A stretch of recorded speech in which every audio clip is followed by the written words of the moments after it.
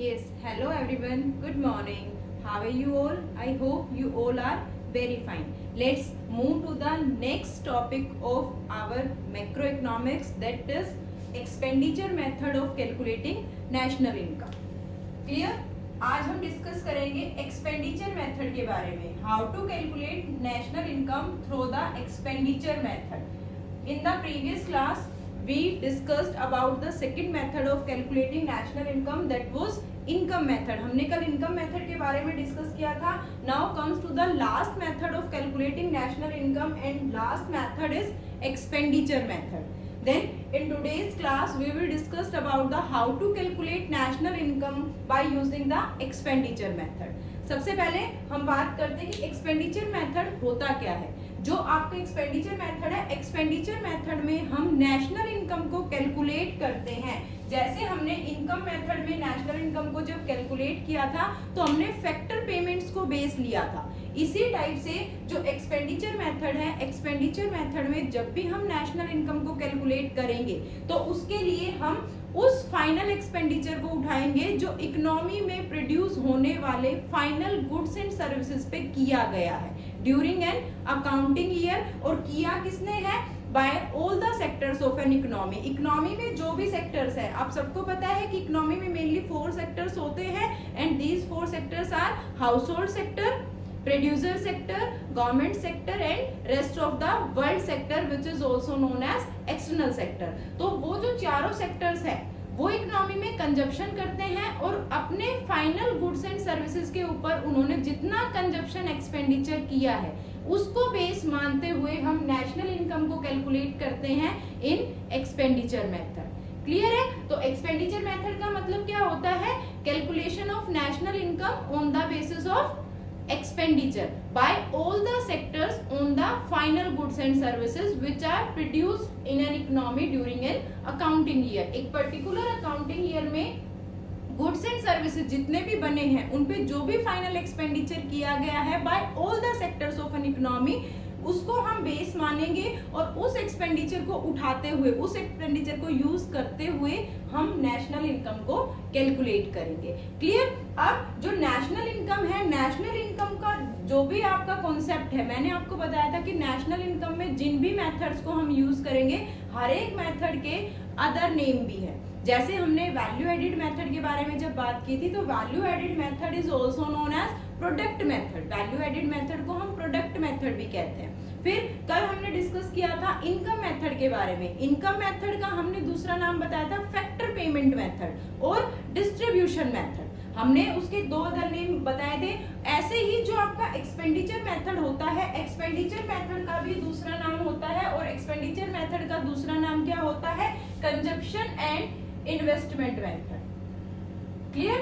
Another name of expenditure method is consumption and investment method, क्योंकि इसमें हम consumption और इन्वेस्टमेंट के बारे में ही बात करेंगे. आप जब आगे देखोगे तो आप देखोगे कि इस मेथड में हम कंजप्शन और इन्वेस्टमेंट को ही उठाते हैं, क्योंकि जो हमारे हाउस होल्ड कंजप्शन करते हैं या एक्सपेंडिचर करते हैं उसको हम कंजप्शन एक्सपेंडिचर कहते हैं, और जो प्रोड्यूसर सेक्टर एक्सपेंडिचर करता है उसको हम इन्वेस्टमेंट एक्सपेंडिचर कहते हैं. तो जो आपका एक्सपेंडिचर मेथड है इसका जो दूसरा नाम है वो क्या है? Consumption and investment method. और इसका एक और नाम आपको देखने को मिलेगा विच इज डिस्पोजेबल मेथड.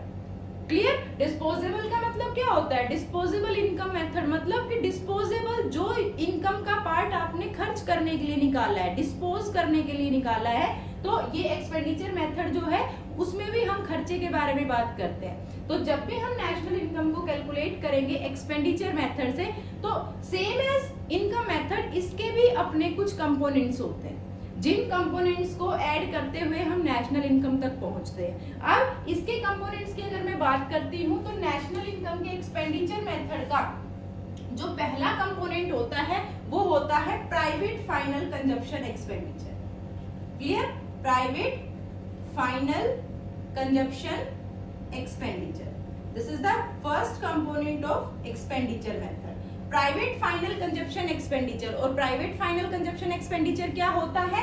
ये हमारा वो एक्सपेंडिचर होता है जो हाउस होल्ड सेक्टर ने किया है on the final goods and services. जब भी हाउस होल्ड सेक्टर, मैंने अभी आपको बताया कि इकोनॉमी में मेनली 4 4 सेक्टर्स होते हैं। तो इकोनॉमी का जो पहला सेक्टर है वो कौन सा होता है? हाउस होल्ड सेक्टर होता है। हाउस होल्ड सेक्टर कौन सा सेक्टर होता है? वो सेक्टर जो गुड्स एंड सर्विसेज को कंज्यूम करता है और प्रोड्यूसर को फैक्ट्री सर्विसेज प्रोवाइड कराता है। ठीक है, जब भी प्रोडक्शन होगा तो फैक्ट्री सर्विसेज जो होगी, लैंड, लेबर, कैपिटल, एंटरप्रेन्योर, उन सब का ओनर जो होता है वो हाउस होल्ड सेक्टर होता है। Then second one is your producer sector. Producer sector कौन सा होता है? वो सेक्टर जो इंगेज होता है प्रोडक्शन एक्टिविटीज में, जो रॉ मटेरियल का कन्वर्टेशन करता है फिनिश्ड प्रोडक्ट में, उसको हम प्रोड्यूसर सेक्टर कहते हैं। Then third one is your government sector. Government sector मतलब जिसमें हम गवर्नमेंट को इंक्लूड करते हैं। और गवर्नमेंट क्या होती है? गवर्नमेंट एक ग्रुप ऑफ पीपल होती है जो टैक्स लगाती है और सब्सिडी देती है। गवर्नमेंट क्या क्या करती है? टैक्स इंपोज करती है, सब्सिडी प्रोवाइड कराती है, इकोनॉमी में लेजिस्लेटिव जो भी रूल्स रेगुलेशंस होते हैं वो बनाती है। तो ये आपका गवर्नमेंट सेक्टर हो गया। And fourth one is your external sector. External sector का मतलब क्या होता है कि हमारी कंट्री से बाहर का सेक्टर। तो एक्सटर्नल सेक्टर का दूसरा नाम हम क्या लेते हैं? Rest of the world sector. Clear? ये आपके 4 मेन सेक्टर्स हैं जो हमारी इकोनॉमी में होते हैं। अब एक्सपेंडिचर मेथड में हम इन चारों सेक्टर्स के एक्सपेंडिचर को उठाएंगे। तो सबसे पहले हम लेंगे हाउस होल्ड सेक्टर के एक्सपेंडिचर को, और हाउस होल्ड सेक्टर जो भी एक्सपेंडिचर करता है उसको हम डिनोट करते हैं by the name of private final consumption expenditure. तो सबसे पहले हमने हाउस होल्ड सेक्टर का एक्सपेंडिचर उठाया और वो आपका पहला कंपोनेंट बना इनकम मेथड का by the name of private final consumption expenditure. उसके बाद सेकंड कंपोनेंट पे आते हैं। Second component your second sector is your producer sector. अब प्रोड्यूसर सेक्टर क्या करता है? इन्वेस्टमेंट करता है। तो प्रोड्यूसर सेक्टर जो भी एक्सपेंडिचर करेगा उसको हम क्या नाम देते हैं?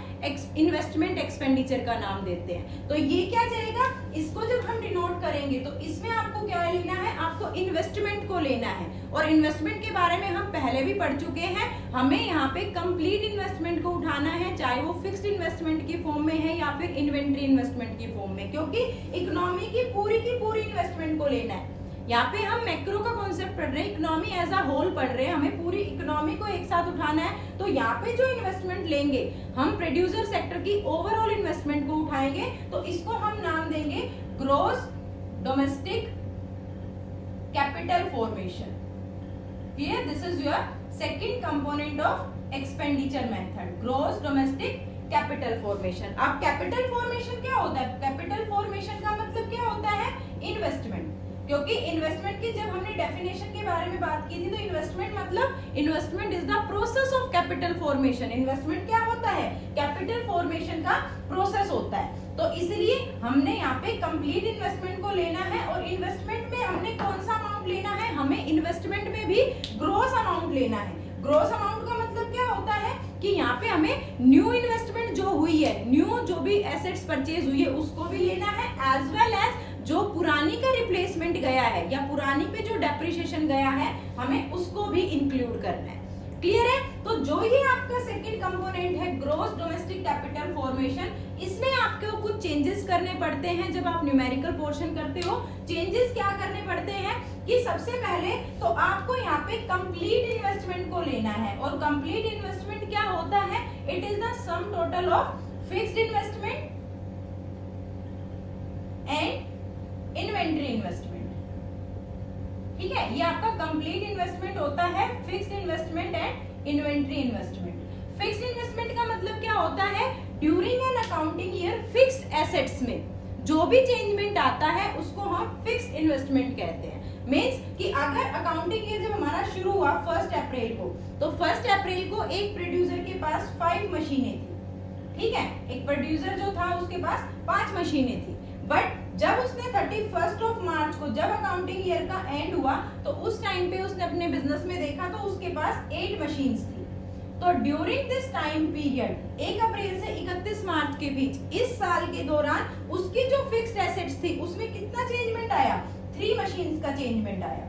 तो जो ये 3 मशीन्स का चेंजमेंट होता है इसको हम क्या कहते हैं? फिक्स्ड इन्वेस्टमेंट कहते हैं। ये आपका फिक्स्ड इन्वेस्टमेंट हो गया क्योंकि फिक्स्ड एसेट्स में चेंजेस आए हैं ड्यूरिंग एन अकाउंटिंग ईयर। तो फिक्स्ड इन्वेस्टमेंट जो भी चेंजमेंट आता है ड्यूरिंग एन अकाउंटिंग ईयर वो आपका फिक्स्ड इन्वेस्टमेंट होता है। क्लियर है? ऑन द अदर हैंड अगर हम इन्वेंट्री इन्वेस्टमेंट पे जाते हैं तो inventory investment means change in stock. Inventory investment मतलब क्या होता है, चेंज इन स्टॉक होता है ड्यूरिंग एन अकाउंटिंग ईयर। अब स्टॉक हमारे पास तीन फॉर्म में हो सकता है, in the form of raw material, in the form of semi finished product और in the form of finished product. तो जो भी चेंजमेंट स्टॉक में आता है during this period, during an accounting year, वो आपका इन्वेंट्री इन्वेस्टमेंट होता है, जिसको हम चेंज इन स्टॉक के नाम से डिनोट करते हैं। And how to calculate change in stock? Formula for calculating change in stock is closing stock minus opening stock. कैसे कैलकुलेट करते हैं हम इसको? Closing stock minus opening stock. जो भी आपका क्लोजिंग स्टॉक होगा, क्लोजिंग स्टॉक मतलब stock at 31st of March, उसमें से आपको माइनस करना है opening stock. Opening stock means stock at 1st of April, at the beginning of the year. तो जो आपका ending of the year stock है, उसमें से आपको बिगिनिंग ऑफ द ईयर के स्टॉक को माइनस करना है, जो आपका क्या होगा, इन्वेंट्री इन्वेस्टमेंट होगा ड्यूरिंग एन अकाउंटिंग ईयर। तो जब हम एक्सपेंडिचर मेथड को यूज करते हैं, तो एक्सपेंडिचर मेथड में हमें कंप्लीट इन्वेस्टमेंट को ले जाना होता है। कंप्लीट इन्वेस्टमेंट का मतलब क्या है कि हमें यहाँ पे फिक्स्ड इन्वेस्टमेंट को भी लेना है और इन्वेंट्री इन्वेस्टमेंट को भी लेना है। ड्यूरिंग एन अकाउंटिंग ईयर जो भी इन्वेस्टमेंट हुआ है, चाहे वो फिक्स्ड है चाहे वो इन्वेंट्री है, हमें कंप्लीट को उठा के ले जाना है एक्सपेंडिचर मेथड में। अब यहाँ पे डाउट क्या हमें देखने को मिलता है, आपके पास आपको टर्म लेनी है ग्रॉस डोमेस्टिक कैपिटल फॉर्मेशन। कौन सी टर्म है? ग्रॉस डोमेस्टिक कैपिटल फॉर्मेशन, आपको ये लेना है। बट स्टेटमेंट क्या आ जाती है क्वेश्चन में? ग्रॉस तो आ जाता है, ग्रॉस डोमेस्टिक, और यहाँ पे आ जाता है फिक्स्ड कैपिटल फॉर्मेशन। ठीक है, फिक्स्ड कैपिटल फॉर्मेशन का मतलब क्या हो गया? अब मैंने यहाँ पे बताया था कि कैपिटल फॉर्मेशन का मीनिंग तो क्या होता है? Capital formation means investment. ये कैपिटल फॉर्मेशन क्या हो गया? आपका इन्वेस्टमेंट हो गया। साथ में आपके पास फिक्स्ड वर्ड है, तो ये चीज क्या रिफ्लेक्ट कर रही है कि जो अमाउंट गिवन है वो क्या गिवन है? फिक्स्ड इन्वेस्टमेंट का अमाउंट गिवन है। बट हमें कंप्लीट इन्वेस्टमेंट को लेना है, हमें दोनों इन्वेस्टमेंट को लेना है, फिक्स को भी लेना है और इन्वेंट्री को भी लेना है। तो अगर इस टाइप की स्टेटमेंट क्वेश्चन में देखने को मिलती है, तो आप सबसे पहले क्या करोगे, जो भी आपके पास फिक्स्ड इन्वेस्टमेंट गिवन है, उसके साथ क्वेश्चन में आपको कहीं ना कहीं चेंज इन स्टॉक का कॉन्सेप्ट गिवन होगा। अगर चेंज इन स्टॉक नहीं लिखा हुआ है, तो इन the form of closing stock और ओपनिंग स्टॉक गिवन होगा। तो आप क्या करोगे, उसमें प्लस करोगे चेंज इन स्टॉक को। तो जैसे ही आपने इसमें चेंज इन स्टॉक को प्लस किया, तो चेंज इन स्टॉक को प्लस करते हुए ये टोटल अमाउंट हमारा टोटल इन्वेस्टमेंट बन गया। इसमें हमारे दोनों इन्वेस्टमेंट आ गए, फिक्स तो क्वेश्चन में गिवन था और इन्वेंट्री को आपने ऐड कर दिया, तो पूरा इन्वेस्टमेंट बन गया। तो अब अगर मैं सारी टर्म उठाऊं पूरी की पूरी, तो मेरी जो टर्म है वो क्या बनेगी? Gross domestic. और जैसे ही मैंने फिक्स्ड में इन्वेंट्री को प्लस किया, तो मेरा फिक्स्ड क्या बन गया? टोटल इन्वेस्टमेंट बन गया। तो ये क्या बन गया? Gross domestic capital formation. और ये वो टर्म है जो हमें क्वेश्चन के लिए रिक्वायर्ड है। क्लियर? तो पहला स्टेटमेंट आपको क्या देखना है कि अगर स्टेटमेंट आती है gross domestic fixed capital formation, अगर आपके पास ये फिक्स्ड वर्ड लिखा हुआ दिखता है आपको क्वेश्चन में, तो आपको चेंज इन स्टॉक को ऐड करना है।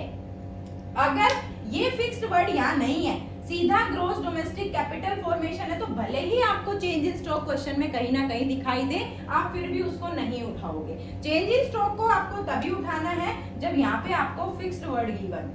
अगर फिक्स्ड वर्ड नहीं है, तो आप चेंज इन स्टॉक को ऐड नहीं करोगे। ये इसमें आपका पहला डाउट आता है। क्लियर है?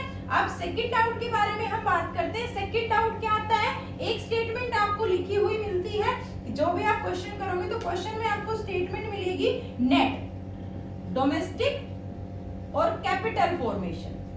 अब नेट डोमेस्टिक कैपिटल फॉर्मेशन आपको मिला है लिखा हुआ, बट आपको क्वेश्चन के लिए क्या चाहिए? Gross domestic capital formation. तो आपको कन्वर्जन क्या करना है? आपको सिर्फ इस नेट को क्या बनाना है?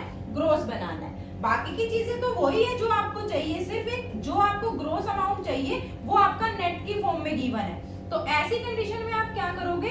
नेट को ग्रॉस बनाओगे।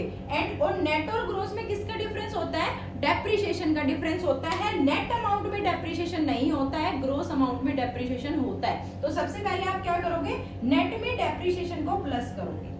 जैसे ही आप नेट में डेप्रिसिएशन को प्लस करोगे, तो नेट अमाउंट क्या बन जाएगा? आपका ग्रॉस अमाउंट बन जाएगा।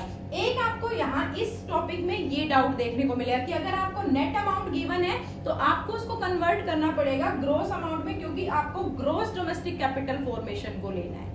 क्लियर है? ये है कि आप कैसे अपने स्टेटमेंट को चेंज करोगे। मैक्सिमम क्वेश्चंस में आपको क्या देखने को मिलता है, आपको नेट भी मिल जाएगा और फिक्स्ड भी मिल जाएगा। तो ऐसी कंडीशन में आपको दो चेंजेस करने होते हैं। जैसे आपको स्टेटमेंट दे दी गई नेट डोमेस्टिक और यहाँ पे फिक्स्ड भी दे दिया, फिक्स्ड कैपिटल फॉर्मेशन। तो आपको यहाँ पे दो चेंजेस करने होते हैं, क्योंकि आपको नेट को ग्रोस भी बनाना है और फिक्स्ड इन्वेस्टमेंट गिवन है, आपको ओवरऑल इन्वेस्टमेंट बनाना है। तो आप क्या चेंजेस करोगे, पहले नेट में डेप्रिसिएशन को प्लस करोगे। जैसे ही आप नेट में डेप्रिसिएशन को प्लस करोगे तो ये नेट प्लस डेप्रिसिएशन क्या बन गया, आपका ग्रोस अमाउंट बन गया।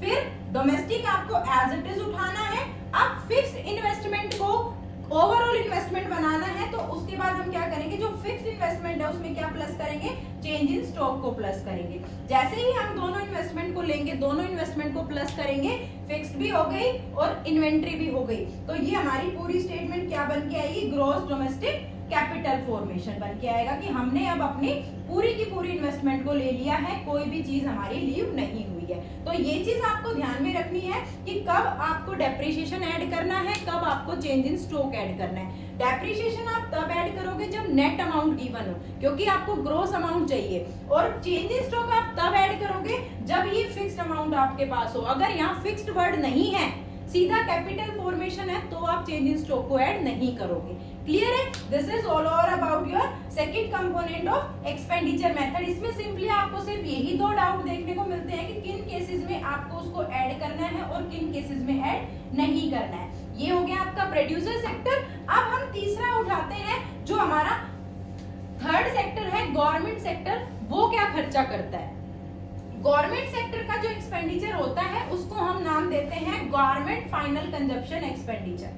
ठीक है, क्या नाम देते हैं? Government final consumption expenditure. ये टर्म हाउस होल्ड का एक्सपेंडिचर और गवर्नमेंट का एक्सपेंडिचर आपको सेम एज लिखा हुआ मिलेगा। इसमें आपको किसी टाइप का कोई भी डाउट नहीं लेना है। आपके पास सिंपल टर्म होगी और आपको उस टर्म को उठा लेना है। यहाँ पे सिर्फ इसमें डाउट था कि ग्रोस की जगह नेट गिवन हो सकता है। अगर ग्रोस की जगह नेट गिवन होगा तो आप डेप्रिसिएशन को प्लस कर दोगे, या फिर फिक्स्ड वर्ड अगर आपको मिलता है बीच में, इन बिटवीन स्टेटमेंट के बीच में कहीं भी फिक्स्ड वर्ड मिलता है, तो इट मींस वहां पे अभी सिर्फ फिक्स्ड इन्वेस्टमेंट ही है। बट आपको यहाँ पे ओवरऑल इन्वेस्टमेंट को चाहिए तो आप प्लस चेंज इन स्टॉक कर दोगे। और अगर एज इट इज पूरी की पूरी स्टेटमेंट गिवन है तो आपको कोई चेंजेस ही नहीं करने हैं, भले ही फिर क्वेश्चन में बाद में कुछ भी कहा गया हो, चाहे चेंज इन स्टॉक गिवन हो, बट फिर भी आपको उसको ऐड नहीं करना है। चेंज इन स्टॉक को तभी ऐड करना है जब फिक्स्ड वर्ड गिवन हो। क्लियर है? उसके बाद तीन सेक्टर्स हो गए। Now comes to the fourth one. Fourth one is your external sector. External sector हमारा क्या होता है? अदर कंट्रीज के साथ जो भी हमारे लिंक होते हैं उसको हम एक्सटर्नल सेक्टर के साथ डिनोट करते हैं। और यहाँ से हम क्या करते हैं? यहाँ से हम दो ही एक्टिविटीज करते हैं, या तो हम एक्सपोर्ट करते हैं उनको, या फिर हम इंपोर्ट करते हैं। एक्सपोर्ट का मतलब क्या होता है? अपनी डोमेस्टिक टेरिटरी में जो भी चीज प्रोड्यूस हुई है और उसका अमाउंट हमारे पास सरप्लस में है, तो उसको हम अदर कंट्री को सेल करते हैं। तो जब हम अदर कंट्री को सेल करेंगे तो उसको हम क्या कहते हैं? एक्सपोर्ट कहते हैं। और जब भी हम एक्सपोर्ट करते हैं तो एक्सपोर्ट से हमें क्या होता है? रिसिप्ट्स होती है, हमें पैसा मिलता है, हमने सामान बेचा है। तो जब हम सामान बेचेंगे तो हमें रिसिप्ट होगी। But on the other hand, अगर मैं इंपोर्ट की बात करूं तो इंपोर्ट का मतलब क्या होता है? बाहर से सामान खरीदना। कोई भी ऐसा प्रोडक्ट है जिसको मैं अपनी कंट्री में, हम अपनी कंट्री में नहीं बना पा रहे हैं, तो जब हम उसको अपनी कंट्री में नहीं बना पा रहे हैं तो हम क्या करेंगे? जो कंट्री उसको बना सकती है, जो उसको बना रही है, उससे परचेज कर लेते हैं। तो जो हमारा परचेजिंग प्रोसेस होता है अदर कंट्री से, उसको हम क्या नाम देते हैं? इंपोर्ट का नाम देते हैं। और इंपोर्ट जब हम करते हैं तो इंपोर्ट के लिए हमें क्या करना होता है? पेमेंट करना होता है। ठीक है, जब तो हमारे पास से पैसा जाएगा तो एक्सटर्नल सेक्टर को हमें इसमें और इन्वॉल्व करना है। तो एक्सटर्नल सेक्टर को हम कैसे इन्वॉल्व करेंगे? कितना हमने एक्सपोर्ट किया और कितना हमने इंपोर्ट किया। हम एक फाइनल बैलेंस लेके चलेंगे, हिसाब किताब करेंगे उनसे, भाई कितना आपने हमें दिया है और कितना आपने हमसे लिया है, तो हम इसका फाइनल अमाउंट लेके चलते हैं। और जो हम इसका फाइनल अमाउंट लेके चलते हैं, उस फाइनल अमाउंट को हम नाम देते हैं नेट एक्सपोर्ट का। क्या किसका नाम देते हैं? नेट एक्सपोर्ट का। अब नेट एक्सपोर्ट क्या होता है? Net export is the difference between export and import. Export और इंपोर्ट का जो भी डिफरेंस होता है वो नेट एक्सपोर्ट होता है। And how to calculate net export, what is the formula for calculating net export is x minus m। ठीक है, this is the formula for calculating net export. x minus m, x stand for export and m stand for import. यहाँ पे जो मैंने x use किया है वो export के लिए किया है और जो m यूज किया है वो मैंने इंपोर्ट के लिए यूज किया है। यहाँ पे आपको ये चीज देखनी है कि अगर नेट एक्सपोर्ट गिवन है तो आपको एक्सपोर्ट और इंपोर्ट को नहीं देखना है, और अगर एक्सपोर्ट और इंपोर्ट की फॉर्म में गिवन है तो आप दोनों का डिफरेंस लेके नेट एक्सपोर्ट बना लोगे। अगर ये डिफरेंस आपका पॉजिटिव आता है, ठीक है, पॉजिटिव मतलब कि एक्सपोर्ट आपके 500 है और इंपोर्ट आपके 300 है, इट मीन्स आपने रिसीव तो किया 500 रुपए और पेमेंट कितना किया 300 रुपए, तो आप यहाँ से 200 रुपीज बेनिफिट में हो। तो ये जो 200 रुपीज होती है इसको हम कहते हैं नेट एक्सपोर्ट, और ये हम फायदे में है तो इसको हम क्या कर देंगे, ऐड कर देंगे नेशनल इनकम में। बट अगर मेरा एक्सपोर्ट कम है, लाइक एक्सपोर्ट मेरा 300 है तो हमने रिसीव कितना किया 300 किया, और इंपोर्ट मेरा 500, हमने पे कितना किया 500 किया, तो यहाँ से मेरा अमाउंट कितना आ गया नेगेटिव 200 आ गया। ये जो नेगेटिव 200 है इसको हम कहते हैं net import.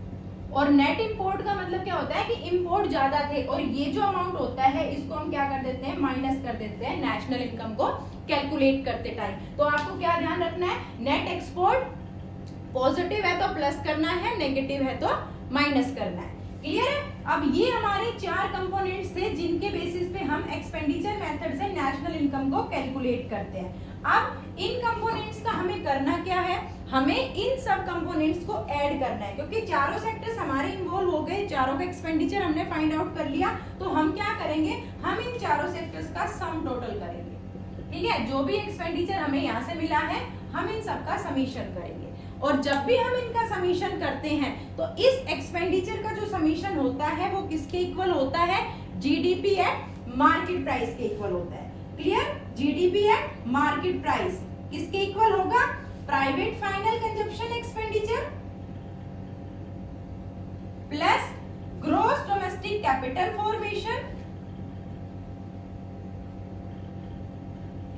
Formation, plus government final consumption expenditure and plus net export. हम अपने चारों कंपोनेंट्स को ऐड करेंगे और चारों कंपोनेंट्स को ऐड करने से हमें क्या मिलेगा, gross domestic product at market price. जैसे ही हमने हाउस होल्ड के एक्सपेंडिचर को, प्रोड्यूसर के एक्सपेंडिचर को, गवर्नमेंट के एक्सपेंडिचर को और एक्सटर्नल सेक्टर के साथ हिसाब किताब किया तो वो हमारा किसके इक्वल आएगा, gross domestic product at market price के इक्वल आएगा। इसके बाद आपके पास एक एग्रीगेट आ गया, जीडीपी आ गया। लाइक अगर मैं यहाँ पे बात करती हूँ कि जो प्राइवेट फाइनल कंजप्शन एक्सपेंडिचर है वो 200 है, gross domestic capital formation is 100, government का जो एक्सपेंडिचर है वो 100 है और नेट एक्सपोर्ट जो है वो 20 है। तो यहाँ से जब हम इन सबको ऐड करेंगे तो हमारा जो जीडीपी एट मार्केट प्राइस वो कितना आ जाएगा, 420 आ जाएगा। ठीक है, 420 आ गया। अब मेरे पास एक एग्रीगेट आ गया 420, हमने सारे एक्सपेंडिचर्स को ऐड किया और वहां से मेरे पास एक एग्रीगेट मुझे मिल गया GDP at market price.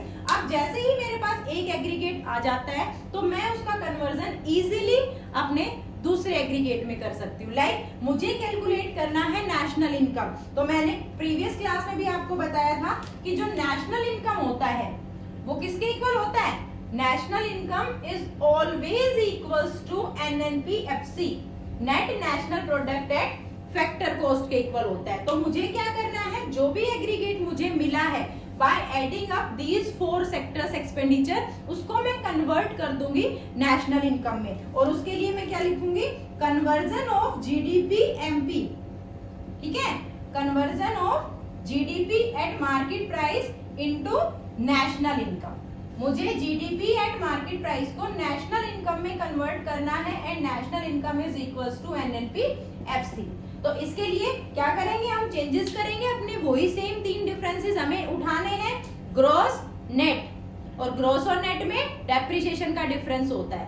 Then domestic और नेशनल, उसमें एनएफआईए का डिफरेंस होता है। Then factor cost and market price, जिसमें एनआईटी का डिफरेंस होता है। तो मैं ये मुझे चाहिए नेशनल इनकम, मैं यहाँ पे लिखूंगी एनएनपीएफसी, और मेरे पास कौन सा एग्रीगेट है, जीडीपी एट मार्केट प्राइस है। अब करते हैं इनमें कन्वर्जन। कन्वर्जन के लिए देखिए सबसे पहले यहाँ पे क्या अमाउंट है मेरे पास, नेट है, और यहाँ पे क्या है, ग्रोस है। तो मुझे कन्वर्जन करना है ग्रोस का नेट में। तो ग्रोस और नेट में किसका डिफरेंस होता है, डेप्रिसिएशन का डिफरेंस होता है। ग्रोस में डेप्रिसिएशन इंक्लूडेड होता है बट नेट में नहीं होता है। तो मुझे ग्रोस है मेरे पास, इसका मतलब मेरे पास डेप्रिसिएशन है अभी, बट मुझे वो नहीं चाहिए। तो नहीं चाहिए तो मैं सबसे पहले क्या करूंगी, माइनस डेप्रिसिएशन। सबसे पहला स्टेप आएगा मेरा माइनस डेप्रिसिएशन। जैसे ही मैं ग्रोस अमाउंट में से डेप्रिसिएशन को माइनस करूंगी, ग्रोस अमाउंट क्या बन जाएगा, नेट बन जाएगा। Then comes to the second one. Second मेरा यहाँ पे है नेशनल और यहाँ पे है डोमेस्टिक।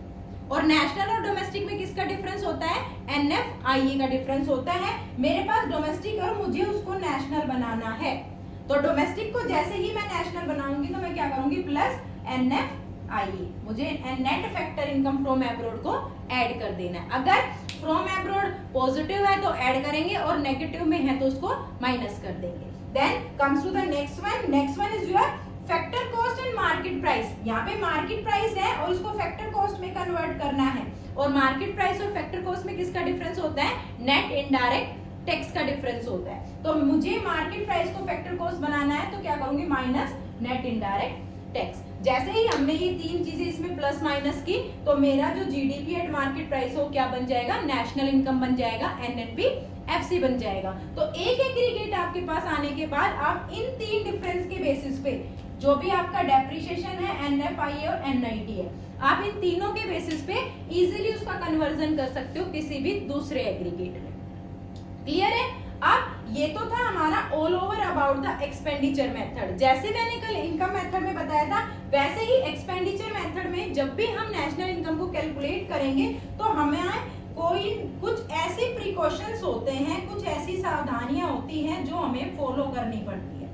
ठीक है, अगर हम उन सावधानियों को फॉलो नहीं करते हैं तो वहां से हमारा नेशनल इनकम क्या है, ओवर एस्टिमेट आ सकता है या फिर अंडर एस्टिमेट आ सकता है। उसका एक एक्चुअल एक्यूरेट अमाउंट हमें नहीं मिलता है। तो अब एक्सपेंडिचर मेथड में हमें क्या क्या प्रिकॉशंस ध्यान में रखने हैं उनके बारे में बात करते हैं। सबसे पहले तो पहला जो प्रिकॉशन है वो क्या है कि एक्सपेंडिचर मेथड में हम सिर्फ फाइनल कंजप्शन एक्सपेंडिचर को लेके जाते हैं। इट मींस कि इसमें हम कभी भी उस एक्सपेंडिचर को नहीं लेंगे जो हमने इंटरमीडिएट गुड्स पे किया है। हम इसमें क्या लेंगे, इसमें हम सिर्फ फाइनल कंजप्शन एक्सपेंडिचर को लेंगे। ठीक है, जो भी फाइनल गुड्स एंड सर्विसेज पे एक्सपेंडिचर हुआ है ड्यूरिंग एन अकाउंटिंग ईयर, सिर्फ उसको इंक्लूड करना है। इंटरमीडिएट प्रोडक्ट पे होने वाले किसी भी एक्सपेंडिचर को हम इनकम एक्सपेंडिचर मेथड में इंक्लूड नहीं करेंगे। ये आपकी सबसे पहले प्रिकॉशन है। आपने जो भी चीज अपने फाइनल प्रोडक्ट पे खर्च किया है आप सिर्फ वही उठाओगे। इंटरमीडिएट पे आपने कोई भी खर्चा किया है तो हम उसको इंक्लूड नहीं करेंगे। जैसे एक स्वीट मेकर है, अब स्वीट मेकर है, मिठाई बनाने वाला है, वो मिल्क परचेज करता है। तो जब उसने मिल्क को परचेज किया है तो उस मिल्क का यूज वो कहाँ करेगा, मिठाई बनाने में करेगा। तो फाइनल प्रोडक्ट क्या है, मिठाई है। तो दूध खरीदने पे जो खर्चा हुआ है वो इंटरमीडिएट कंजप्शन है, उसको हम नहीं लेंगे। हाँ, बर्फी पे जो खर्चा हो गया, बर्फी को जो खरीदेगा उस टाइम जो अमाउंट जाएगा उसको हम लेके जाएंगे नेशनल इनकम में। तो इसमें हमें क्या याद रखना है कि नेशनल इनकम में सिर्फ फाइनल कंजप्शन एक्सपेंडिचर को लेना है, इंटरमीडिएट एक्सपेंडिचर को नहीं लेना है। Clear. Now comes to the second one. Second one is कोई भी ऐसा खर्चा जो खुद पे किया है, लाइक इम्प्यूटेड कंजप्शन। ठीक है, इम्प्यूटेड कंजप्शन का मतलब जैसे मैंने आपको प्रीवियस क्लासेस में भी बताया है कि कोई भी मालिक या कोई भी प्रोड्यूसर अपने खुद के ऊपर कोई भी खर्चा करता है तो वो भी नेशनल इनकम में इंक्लूड होगा, उसको हम अपने इग्नोर नहीं करेंगे। जैसे अगर मारुति कंपनी का मालिक है, कंपनी से एक गाड़ी निकालता है अपने लिए, तो उस गाड़ी की जो भी अमाउंट होगा या उस गाड़ी का जो भी एक्सपेंडिचर होगा वो हम इंक्लूड करेंगे जब भी हम नेशनल इनकम को काउंट करेंगे, क्योंकि वो इम्प्यूटेड कंजप्शन है जो उसने खुद के लिए किया है। बट बिजनेस और businessman are two separate things, तो उसके कंजप्शन को भी हम उसके एक्सपेंडिचर में इंक्लूड लेके चलेंगे। क्लियर। उसके बाद third one is second hand good. जो भी हमारे सेकंड हैंड गुड्स होते हैं, सेकेंड हैंड गुड्स पे कोई भी एक्सपेंडिचर अगर किया जाता है तो उस एक्सपेंडिचर को हम नेशनल इनकम में इंक्लूड नहीं करते हैं। जैसे मैंने एक सेकेंड हैंड गाड़ी खरीदी, अब मैंने एक सेकेंड हैंड गाड़ी खरीदी तो उसको मैंने खरीदने पे मेरा कुछ खर्चा हुआ, तो सेकेंड हैंड गुड पे जो भी एक्सपेंडिचर होता है वो नेशनल इनकम में इंक्लूड नहीं होता है, क्योंकि जब वो चीज फर्स्ट टाइम बनी थी तो उस टाइम उस पे जो एक्सपेंडिचर हुआ था उसी को हम लेके जाते हैं एक बार में। अगर हम ऐसे सेकेंड हैंड गुड्स को बार बार उठाएंगे तो उससे भी हमारे नेशनल इनकम के डाटा क्या हो जाते हैं, ओवर एस्टिमेट हो जाते हैं। तो सेकेंड हैंड गुड्स के बारे में हम कोई भी बात नहीं करेंगे, उसको हम बार बार इंक्लूड नहीं करेंगे। बट कल मैंने बताया था इनकम मेथड के बारे में, इस पे जो कमीशन वगैरह जाएगा डीलर का वो नेशनल इनकम में इंक्लूड होगा, क्योंकि वो उसकी फैक्टर इनकम है, डीलर ने कुछ काम किया है, उसने ट्रांजैक्शंस कराए हैं दो पार्टीज के बीच में, तो उसका जो कमीशन होगा वो हमारा नेशनल इनकम में जाएगा। बाकी हमारा नेशनल इनकम में कुछ भी नहीं जाएगा सेकंड हैंड गुड के बारे में। फिर उसके बाद हमने बात की थी कि इलीगल एक्टिविटी से होने वाली इनकम नहीं लेंगे। उसके बाद अगर हम कोई भी ऐसा काम करते हैं जिससे हमें सेल्फ कंजप्शन ही होना है, जैसे अगर हम अपने घर में वेजिटेबल्स ग्रो करते हैं अपने खुद के लिए, तो उसको भी हम नेशनल इनकम में नहीं लेके जाते हैं। नेशनल इनकम में सिर्फ हम उन्हीं चीजों को लेके जाते हैं जो फैक्टर टर्म में होती है, या जिसको करने से हमें कुछ बेनिफिट मिलना है, जिसको पहले हम करेंगे तब हम कुछ रिसीव करेंगे। तो सिर्फ इनकम आपका नेशनल इनकम के कॉन्सेप्ट में सिर्फ हम उन्हीं चीजों को ऐड करेंगे। क्लियर है? This is all over about your third method of calculating national income, that was expenditure method. And मैंने आपको बताया कि एक्सपेंडिचर मेथड के हमारे पास 4 कंपोनेंट्स होते हैं, private final consumption expenditure, gross domestic capital formation, government final consumption expenditure and net export. जब हम इन चारों को ऐड करते हैं, when we will add up these 4 components of expenditure method, we will get gross domestic product at market price। क्या मिलेगा हमें? GDP at market price मिलेगा। और यहाँ पे हमारे पास एक एग्रीगेट हमें रिसीव हो जाएगा, then easily we can convert this GDP MP into any other aggregate of national income. चाहे कुछ भी पूछा जाए, नेशनल इनकम पूछा जाए, डोमेस्टिक इनकम पूछा जाए, कोई भी एग्रीगेट पूछा जाए, अगर हमारे पास एक एग्रीगेट है तो उस एग्रीगेट को हम easily by using these 3 differences conversion उसका हम कर सकते हैं। क्लियर है? Okay, thank you.